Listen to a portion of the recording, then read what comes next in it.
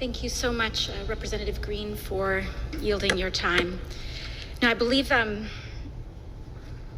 we're here today. Today is a very heavy day for so many of us across the country.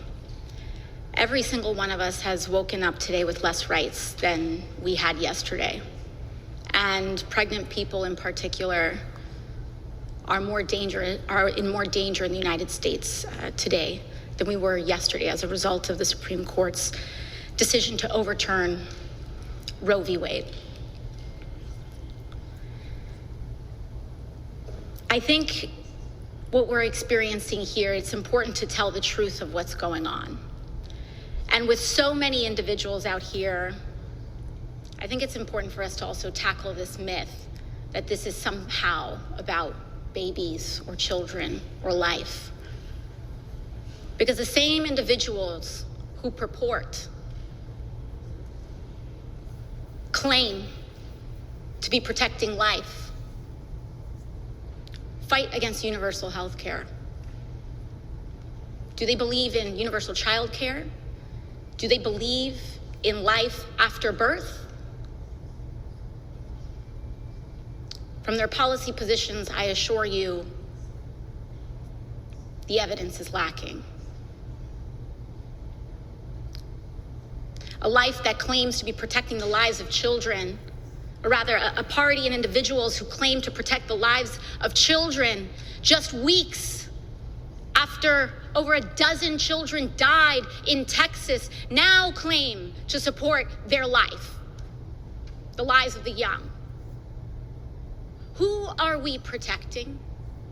Who does this protect? No one. Overturning Roe puts every single one of us in danger. And what I think many of our colleagues perhaps haven't quite, or perhaps they have fully understood, is that this also undermines the right to privacy in the United States of America. But we are here to solve this issue. Our job is to develop a path forward.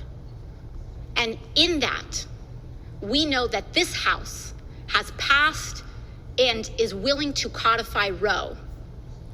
But what we also need is answers from our colleagues in the United States Senate. So to those senators who voted for these justices under the claim and the guise that this would not happen, this decision falls on them, what will they do as they were lied to? What will they do as a consequence of this decision? Whether that be Republican or Democrat. But we cannot allow this to go on unanswered. We are talking about a court with the majority of justices appointed by a party that has not won a popular presidential election more than once in 30 years, ruling against the majority of Americans. We have a Senate that is controlled by minority rule.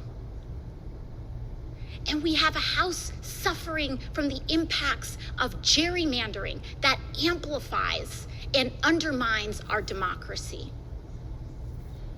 We are in a very dangerous moment, not just for women, not just for LGBT communities, not just for all of us, but we are in a dangerous moment in the world because this is not just about the right to choice.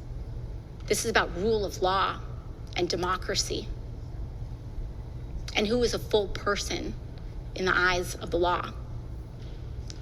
But to all of those who are watching today's events unfold in fear, in anger, in rage, in depression, in anxiety, one thing remains steady: that we will not stop fighting until this is fixed. And I say that to my colleagues on the other side of the aisle. We are not going away. We stay. We fight. We push. And we will not be silenced. With that, I yield back to the gentleman. Thank you very much. I thank